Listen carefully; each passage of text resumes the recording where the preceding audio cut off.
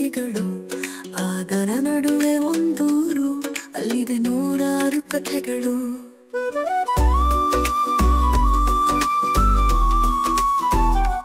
ಕಾನನದ ಮಧ್ಯ ಕಂಗೊಳಿಸುತ್ತಿದ್ದ ಊರಿಗೆ ಬಂದರು ವಲಸಿಗರು.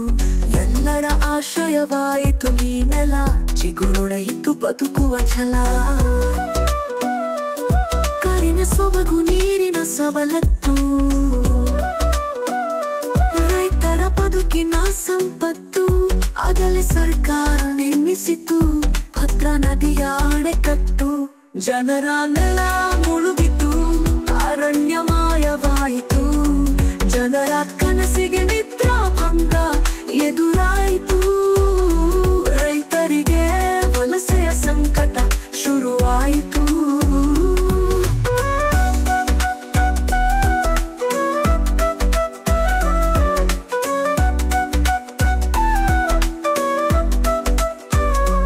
ಆದರೂ ಎಲ್ಲರೂ ಸೇರಿ ಮಾಡಿದರು ಊರಿನ ಅಭಿವೃದ್ಧಿ.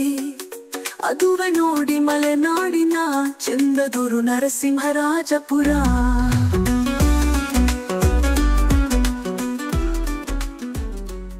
ಈ ಊರಿನ ಸಂಪೂರ್ಣ ಕಥೆಗಳನ್ನು ಓದುವ ಕುತೂಹಲ ನಿಮಗಿದೆಯೇ? ಹಾಗಾದರೆ ತುಂಗಭದ್ರೆಗಳ ನಡುವೆ ಕಾದಂಬರಿಯ ಲೇಖಕ ಶ್ರೀ BM ಮಾಣಿಯಟ್ರವರನ್ನು ವಾಟ್ಸಪ್ ಮೂಲಕ 9036635100ಗೆ ಸಂಪರ್ಕಿಸಿ.